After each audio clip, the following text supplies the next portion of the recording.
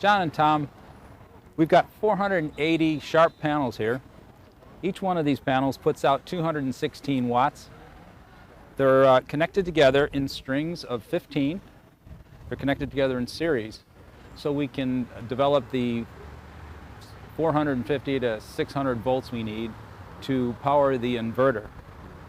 Now, I don't know if you're familiar with it, but what we do is the solar panels put out DC current similar to what comes out of a battery.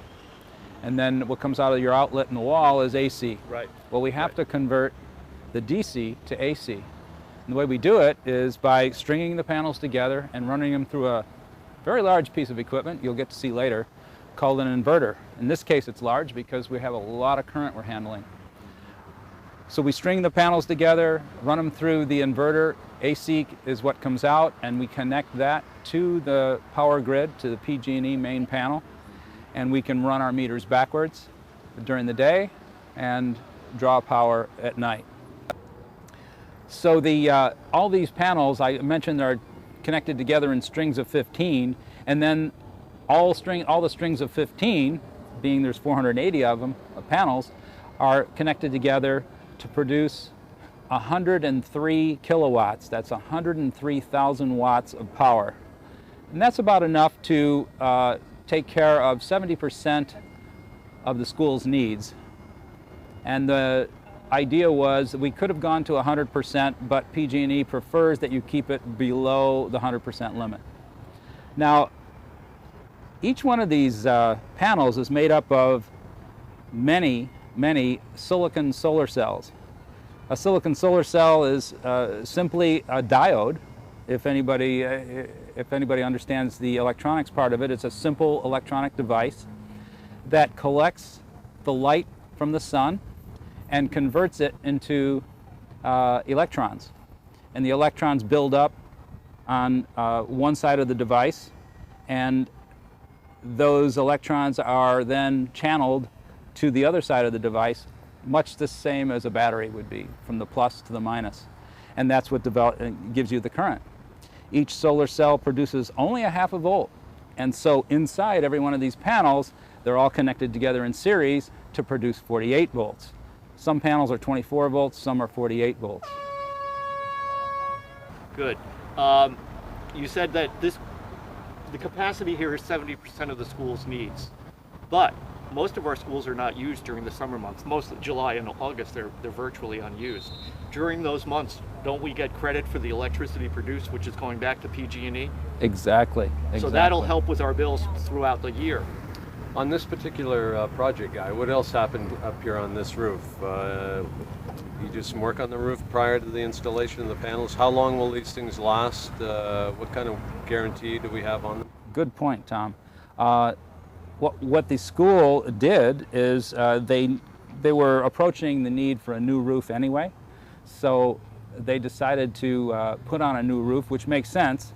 Why put on new panels that have a 25-year warranty on them and probably a lifetime longer than that, and have an old roof that has to be taken off and replaced in the middle of the lifetime of the panels, which is a lot more work. So they decided to put on a new roof.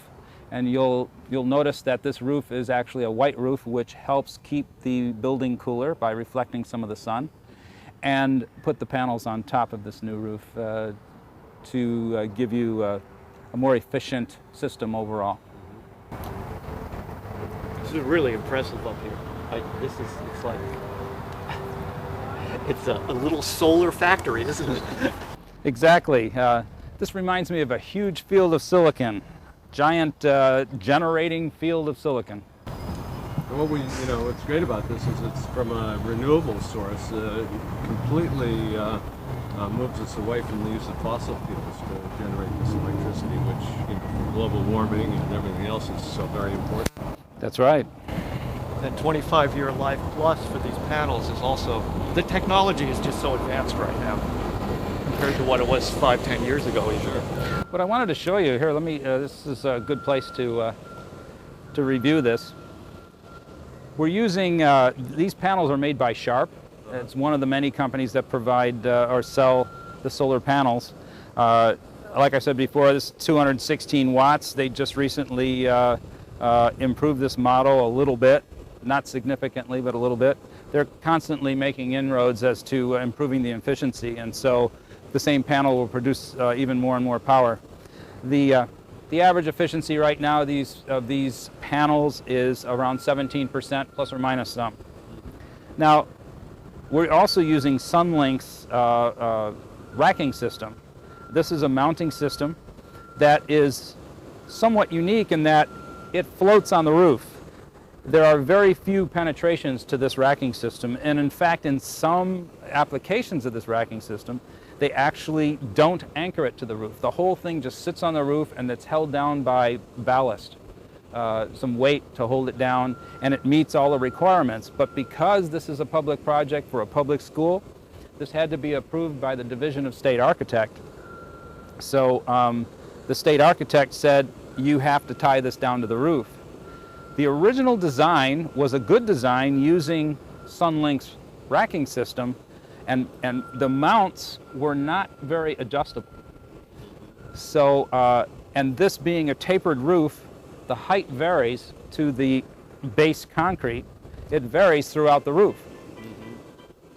So what we decided to do was to redesign just that part of it. We're using Sunlink's racking system, and we at Ishon Electric decided to redesign the anchoring, which I can show you, should be able to show you. You can't see it very well here, but we made an adjustable one so that we could account for the varying tapered insulation in the roof. Well, that's great. That's great. I mean, it's just amazing. And you know, John, I think this is the largest PV array in the city of Berkeley right now at 103 kilowatts. I don't think anybody else has got a bigger system in town. So it's another first. It's another first. That's great. For the district. That's great. Yeah. Let's go over here where we can get a better view of what's underneath the panels, and you can see some panels being installed. Watch your step.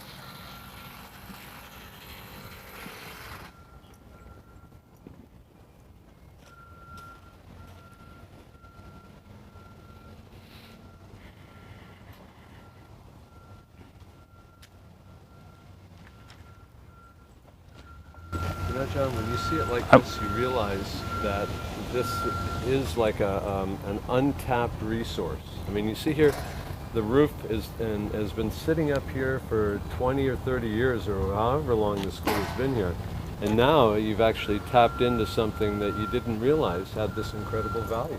Well, we started to realize it the last few years. If you would like to take a walk down here, I can give you a little closer look at some of the things we put together here. You can see how the panels just pivot up for maintenance and for installation. And we run the cables. These cables will eventually be tied up. They don't actually rest on the roof because we don't want them to see the wear and tear that the roof would provide, because that roof's like sandpaper. But the anchoring system that, our part of the anchoring system we developed is this right here. You have two posts that are connected to a plate, and each one is adjustable for height because, again, we have a variable height off the roof. So